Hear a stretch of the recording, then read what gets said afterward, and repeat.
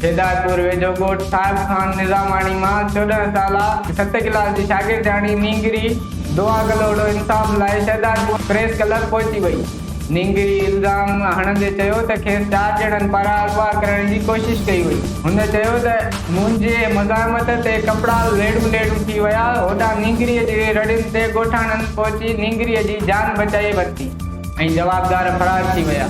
नींगरीअ जे वारसनि शेदारपुर थाणे ते पहुची केस दाख़िल कराइण पहुता, मगर पुलिस केस वठण खां इनकार करे छॾियो। होॾां नींगरीअ जे वारसनि माउ नुसरत शेदारपुर पुलिस खिलाफ़ एहतजाज कंदे चयो त शेदारपुर पुलिस बासरनि जे वंगार वेही रही आहे। नींगरी दुआ गलोड़ो मूजिबि हू ट्यूशन ते वञी रही हुई त गुलाब 5 साथियुनि सां गॾु अगवा करण जी कोशिश कई ऐं मुज़ाहिमत ते तशदुद करे कपिड़ा लेड़ू कया विया।